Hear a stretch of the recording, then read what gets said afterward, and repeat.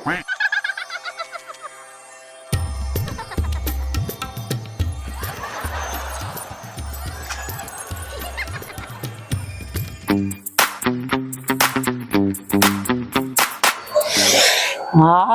કોમ કરી કઈ કંટાળી ગઈ બાપા. એટલી ગરમી પડે છે, 45 ને 46 ડિગ્રી તાપ પડે છે. કોમનો પાર આવતો નહીં. ભગવાનને નહીં દયા આવતી, એટલે તાપના કોમ કરવું પડે છે.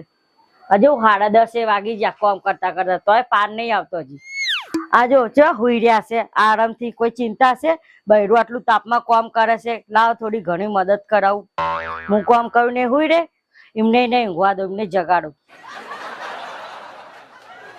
હા જેવા હોઈ રહ્યા છે જો ને, જેવા હસી રહ્યા છે વળી. મને તો લાગે હિરોઈનો હંગા ડાન્સ કરતા હશે. બહુ મજા આવતી હશે નહીં? ઘડિયાળમાં 10:30 વાગ્યા. હરમ ઉઠવાનું નામ લેશે, જગાડવા દે હવે. ઓય ઉભા થો ને, આ ઘડિયાળમાં કેટલા વાગ્યા? ચાને લે. એ ઉભા થો ને, આ ઘડિયાળમાં કેટલા વાગ્યા જોવો ને. શું કેટલા વાગ્યા? 10:30 વાગ્યા. લે બસ, ટાઈમ પૂછવા માટે બી મને જગાડવાનો. મા બાપ ને કીધું હોત તો ભણાવે તો તને ટાઈમ જોવા માટે કોઈ વ્યક્તિને ઉઠાડવો ના પડે. છે ને એમ તો ઉઠશે જ નહીં. પંખો જ બંધ કરવા દે, તાપ લાગશે ને આપોઆપ ઉઠી જાય.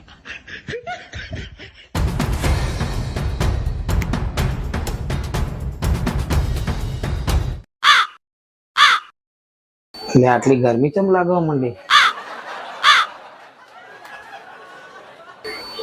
50-60 ડિગ્રી તાપમાન તો નહીં થઈ ગયો ને? અંબાલાલ કાકાએ મને સપનામાં કીધું હતું 50-60 ડિગ્રી થઈ જશે.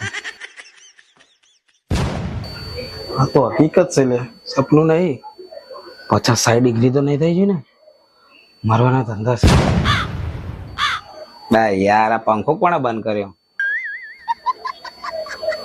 બહેરાનો ત્રાસ છે યાર. હટ, હવે તો ઉઠવું જ પડશે. ઊંઘ બગડી ગઈ આખી. બહેરાનો ત્રાસ છે ભાઈ. પંખા બંધ કરી કરીને જતી રહે છે. શું તમારે પણ છે આવી પત્ની જે પંખા બંધ કરીને જતી રહેશે? આ લોકો પ્રદૂષણ ફેલાવે છે ને, ઝાડ કાપે છે ને, મોટી મોટી ફેક્ટરીઓ બનાવે છે ને, પૃથ્વીનું જે નુકસાન કરી રહ્યા છે ને, એના કારણે આપણે ભોગવી રહ્યા છીએ. અને હું મારી બહેરીના લીધે ભોગવી રહ્યો છું આવું દુઃખદ જિંદગી.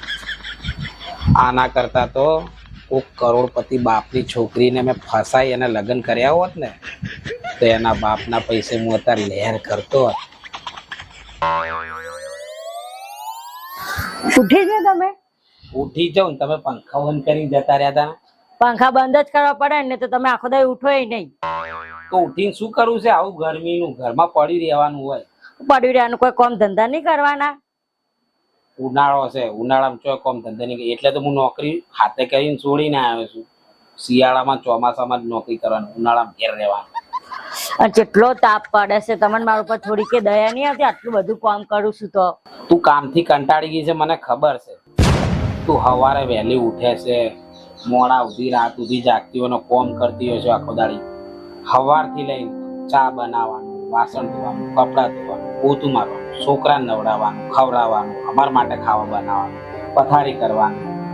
તું આટલું બધું કામ કરે છે એટલે હું હવે તારા માટે એક વસ્તુ લાવવાનો છું. મને તો લાગે છે મારા માટે એસી ફિટ કરાવવાના છે. શું લાવવાનું છે? હું તારા માટે એક સોતલ લાવવાનો છું. એટલે એક બૈરું લાવી દઉં ને, એટલે તમે બંને કામ વહેંચાઈ જાય, અડધું થઈ જાય. માર ખાઈને મરી જાઓ તમે. બૈરું લાવી દે મારા, તમે તો એસી ફિટ કરાવવાનો છો. અલ્યા આપણું ઘરનું પરિસ્થિતિ તો જો ગોવાડી પતરામાં કોણા પડ્યા છે, તો અહીંથી લાવે એસી. એસી લાવો કે ના લાવો કોઈ નહીં, પણ કુલર તો લાવવું જ પડશે. કેટલી ગરમી પડે, આખો દાઈ કામ કરું છું તો આપનું રહેવાતું નહીં. જોવા દે, કોઈ ભાઈબંધ નું બૂચ મારવું પડશે મારે તો આવે એસી. બાકી મારે પાસે તો પૈસા હા નહીં.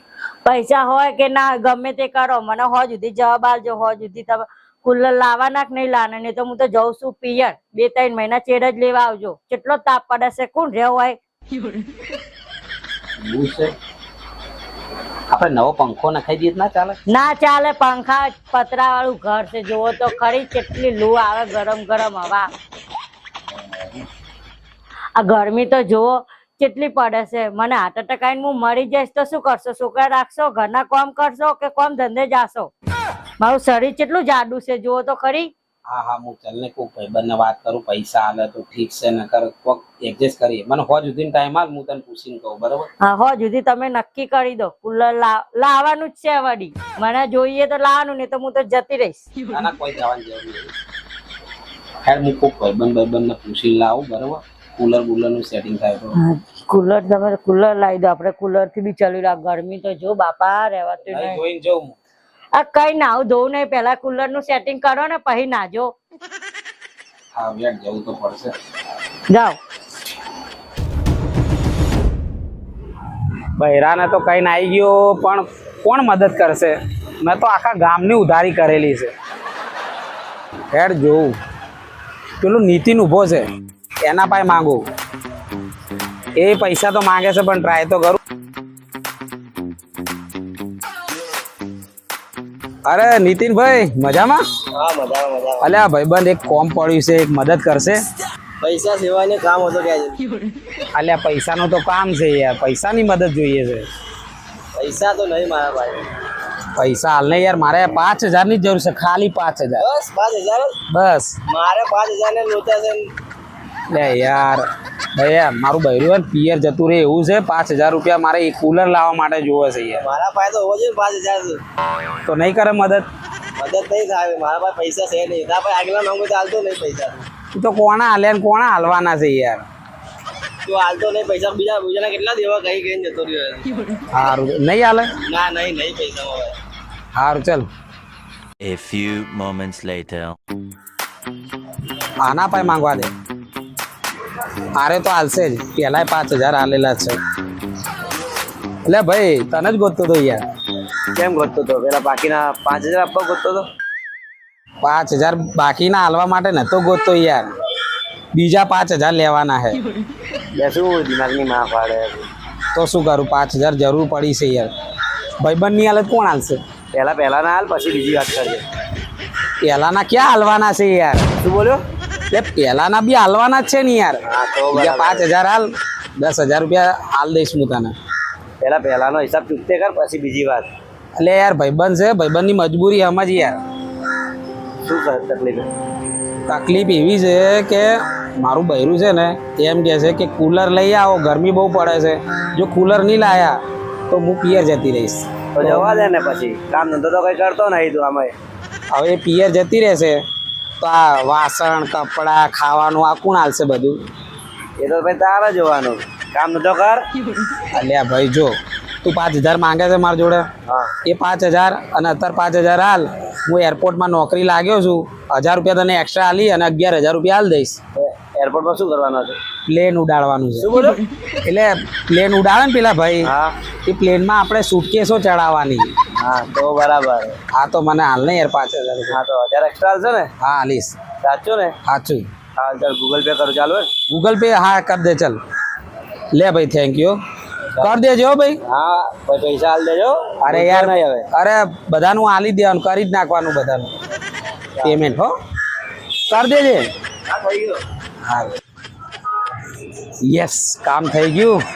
હવે બૈરું નહીં જાય પીએ, ફટાફટ જઈને કુલર લેતો હોઉં. A few moments later. અરે ચમ આખી પટ્ટી વધી છે, પણ નાટક કરો છો તમે. નાટક નહીં, તારા માટે સરપ્રાઈઝ છે. હેડ ખોલતી ના હો. સારું, હું કહું એટલે જ ખોલજે. કશું દેખાતું નહીં. એટલે તો પટ્ટી વધી છે, સરપ્રાઈઝ છે તારા માટે. ચાલ બસ આમે જો. બસ હવે તું આ રૂમાલ ખોલ. આ શું કૂતરો લાવવા માટે? કૂતરું નથી લાવે યાર, આ તો મૂક્યું છે તને સારું લાગે એટલે આ લાવ્યો તાર માટે. કુલર લાયા? આપણા માટે લાવ્યું? ના, પાડોશી માટે લાવ્યો. તો આપણા માટે ચાલ લાવશો. એટલે પાડોશી માટે નહીં લાવ્યો, આપણા માટે લાવ્યો. તાર માટે તું કહેતી હતી ને ગરમી લાગે તો તાર માટે કુલર લાવ્યો. Thank you. તમે તો દુનિયાના બેસ્ટ પતિ છો. વાહ, સવારમાં તો ગાળ જ દેતી હતી અને હવે બેસ્ટ પતિ છે બોલ. તો ગાળો દેવી જ પડે તો જ આવે, નહીં તો કોઈ ના આવે. હવે તો તું ખુશ છે ને? હવે તો ખુશ છો. હવે તો કુલરની હવા ખાઈશ, આખો દઈ આરામ કરીશ. તું જલસા કર અને હું જલસા કર. અને તમને વિડીયો કેવો લાગ્યો, સારો લાગ્યો હોય તો લાઈક કરો, શેર કરો અને સબસ્ક્રાઇબ કરો. જય માતાજી.